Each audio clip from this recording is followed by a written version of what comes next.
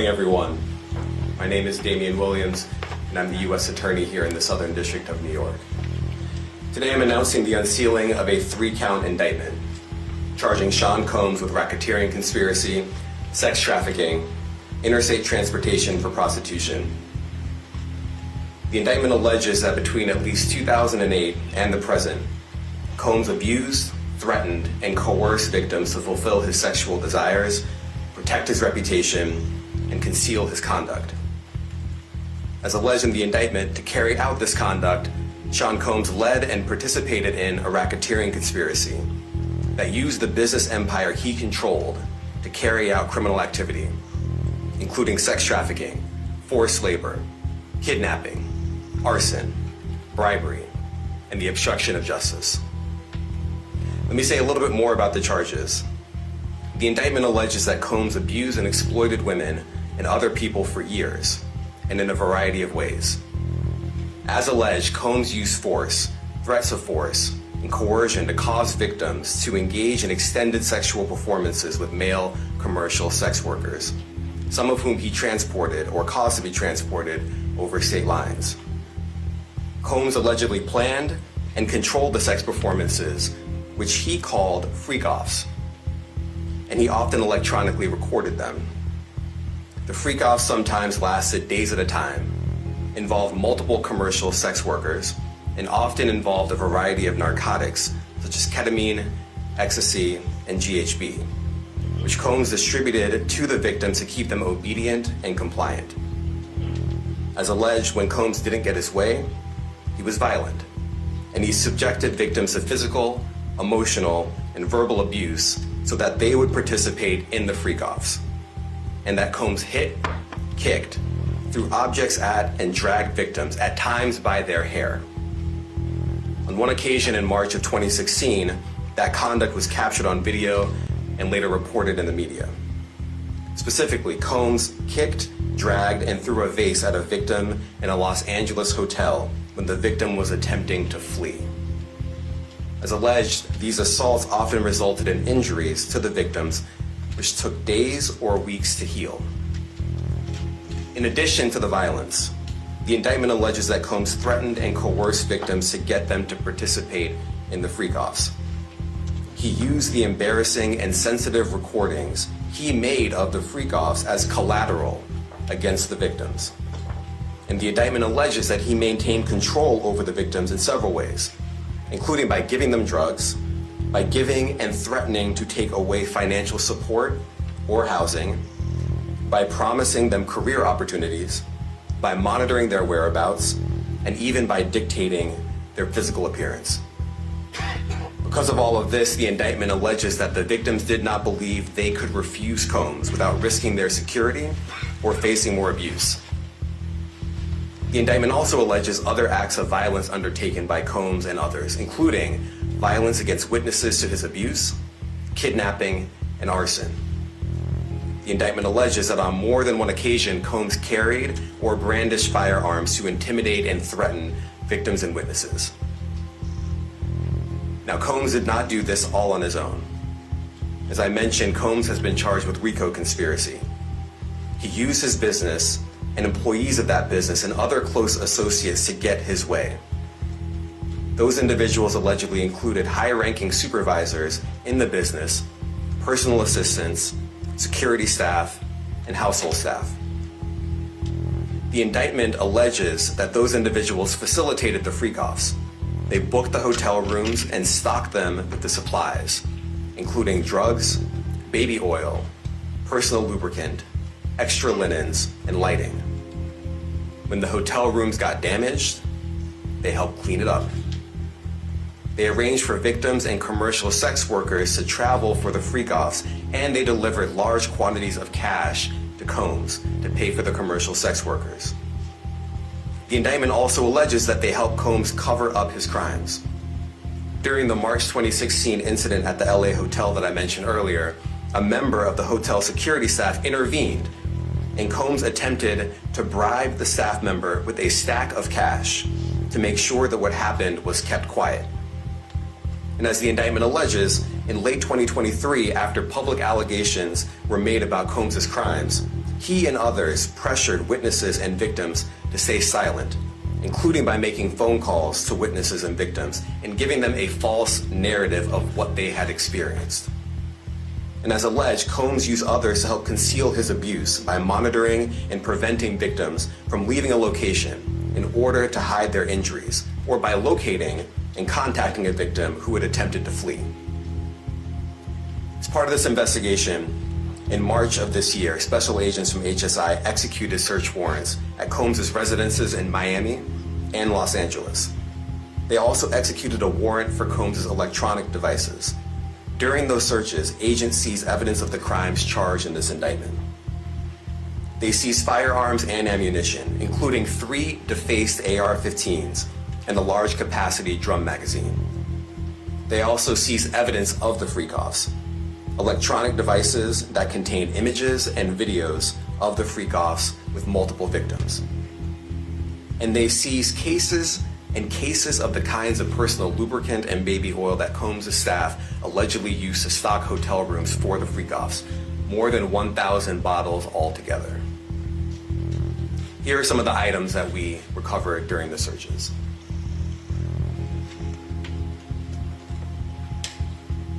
As you can see here, this is a drum magazine, large capacity, and it contains, I believe, 59 rounds. I mentioned as well that we recovered 3 AR-15s. This is a close-up shot of one of the AR-15s, and you can see right here, the serial number has been thoroughly defaced. Another picture of more ammunition and parts of 2 AR-15s right there. Now, I want to be clear about 2 things. First, this office is determined to investigate and prosecute anyone who engages in sex trafficking, no matter how powerful or wealthy or famous you may be. No one should doubt our commitment on that. A year ago, Sean Combs stood in Times Square and was handed a key to New York City. Today, he's been indicted and will face justice in the Southern District of New York. Second, we are not done. This investigation is ongoing, and I encourage anyone with information about this case to come forward and to do it quickly. Anyone with information can call 1-877-4HSI-TIP. I want to express my deep appreciation for the victims and witnesses who have used their voices and helped bring this criminal conduct to light. We would not be here without them. I also want to thank the dedicated case agents on the HSI Trafficking in Person Squad in New York. They have been with us since day one and have worked tirelessly on this investigation. They will continue to be invaluable partners to us. I also want to thank the incredible agents and analysts from SCNY who have also provided tremendous assistance on this case. I'm deeply grateful for their continued work. And finally, I want to thank the outstanding career prosecutors from SCNY who are handling this case. Meredith Foster, Emily Johnson, Chrissy Slavic, Madison Smizer, and Mitzi Steiner, and their supervisors, Jamie Backleiter and Jacqueline Kelly. They are members of the Civil Rights Unit in our criminal division. We created the Civil Rights Unit when I became U.S. Attorney. I'm deeply proud of their work on this and so abuse that you say was recurrent and widely known. Why did it take law enforcement so long to intervene? How many women were victimized by Sean Combs, and how many others were involved? Look, our investigation is ongoing. We are committed to bringing justice to everyone who's been victim. I can't tell you why it took so long. I think the better focus is on the fact that we are here today. And we are committed to making sure that justice is done. Next question. Julia Ainsley, NBC. Thank you for doing this. You said we are not done and that Combs did not do this alone. Do you foresee that there could be other charges related to this case? I'm not taking anything off the table. Janet Fisher, Newsday. What's the difference between the sex trafficking and promoting travel for the purpose of prostitution? Well, there are different crimes with different elements. I don't think we should get into the nitty-gritty of the legal discussion right now, but the sex trafficking, we believe, they're all serious offenses, but the sex trafficking conduct carries some significant penalties, and we are gratified that we were able to bring that charge. One more coercive than the other? I'm not going to be able to get into that, but you can look it up, and yes, sex trafficking, especially when it involves coercion or force, is a very serious crime, and it carries significant penalties. Good afternoon, Darla Miles, ABC7 New York. Thank you for this press conference and for the details. Two questions. In context of this indictment and the information that was presented to the grand jury, are you able to clarify the number of victims? It's mentioned plural in the indictment, but can you specify the number of victims just for this particular indictment? And secondly, can you provide details about the alleged arson? Unfortunately, I'm not able to provide either. The number of victims, you are correct. We are intentional in saying multiple. The details of the arson incident are limited to what we have in the indictment and also the detention letter that we filed, which contains more details than the indictment does at various points, but we don't have anything more beyond that. Next question. Lynn Tran, CNN. Are any of his accomplices or associates under investigation? And additionally, could he face any more charges? So the investigation is ongoing. That means both as to him and anyone else who we believe committed the crime with him. Next question. Juliet Papa. Hi, good morning from 1010 Wins.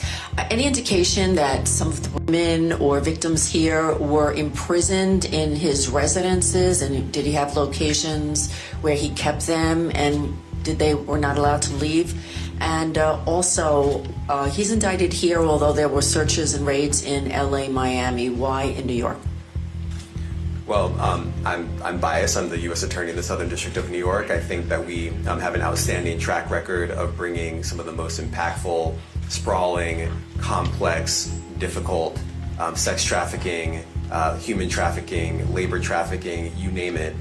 The Southern District of New York can do it, and so we're very proud of that. And so the scope and complexity of this investigation isn't something that we ran from, it's something that we embrace, and we will continue to do that. As to your question about whether he imprisoned anyone, all I can say is that, I mentioned this March 2016 incident where something was caught on video where a victim was attempting to flee, and there was violence that was associated with it. Was that at the residence or a hotel? That was at a hotel. Matthew Lee, Inner City Press. Thanks a lot. Does your office intend to seek remand, or are you reaching a bail package? And if you're willing, how would you contrast this with the R. Kelly case in EDNY in terms of the elements? Thanks.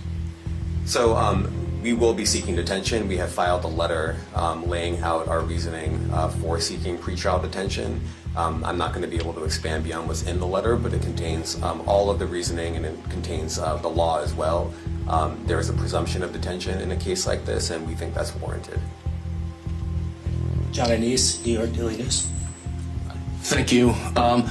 I was hoping to get some more detail about the searches of his residence, the guns, the cases of lubricant, and the videos. Where were they found amongst his residence? Were they all scattered around the houses in one place? I kind of wanted to just get a better picture of how that stuff was found. Well, look, I think that some of the details that you're seeking are in the detention letter. So, for instance, some of the AR-15s, 2 of the 3 defaced AR-15s were found in his bedroom closet in Miami, broken down into parts along with magazines with ammunition loaded in them. So some of that detail is in the detention letter.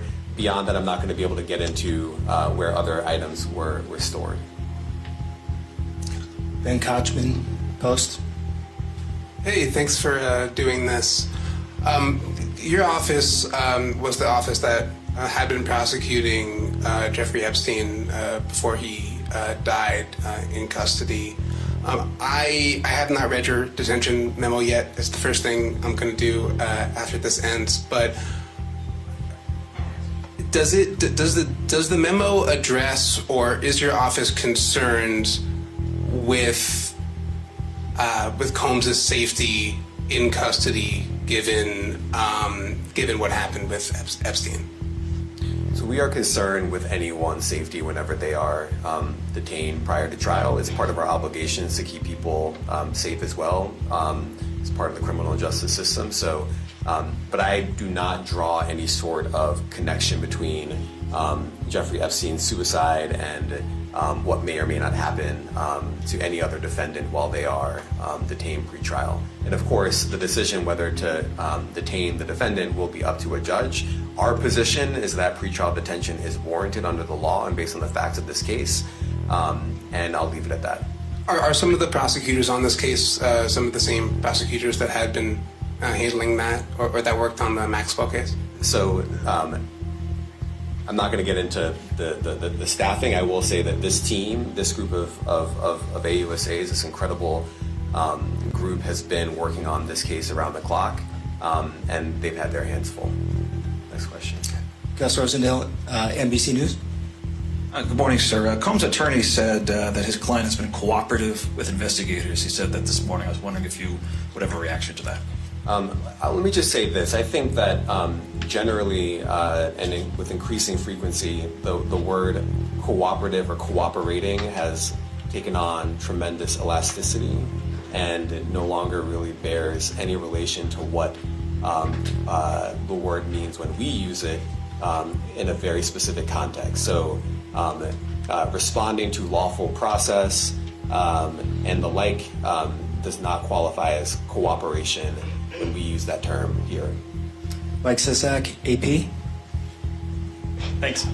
To that end, was there any discussion of Mr. Combs surrendering? I understand he was taken into custody at a hotel in Manhattan last night, and maybe that wasn't the plan. Can you elaborate on how that came about and why that was? I'm not going to be able to get into any sort of operational details as to how he was taken into custody and when. He is in custody right now. He will be appearing in court later today. Was there any discussion of him surrendering, given they claim he's cooperating? I'm not going to be able to get into law enforcement tactics or operations.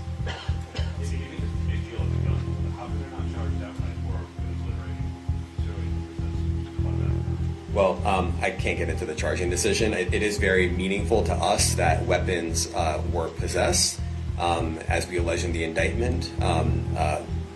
Part of the reason why this conduct was so pervasive and harmful was because victims and others didn't necessarily feel comfortable denying him his wishes, as we allege, because of the presence of firearms. I should leave it there. Thanks. Last question, Jacob Shamison. Jacob Shamsian, Business Insider. Thank you. Given that he's the sole defendant in this case and that you allege he's part of a conspiracy that involves members of his companies, do you anticipate a superseding indictment that bring allegations against other members of his companies or other co-conspirators as well? I can't take anything off the table. Anything is possible. Our investigation is very active and ongoing. And I think a lot of you who cover this office know that when we say such things, that developments are certainly foreseeable, but I cannot predict them sitting here today.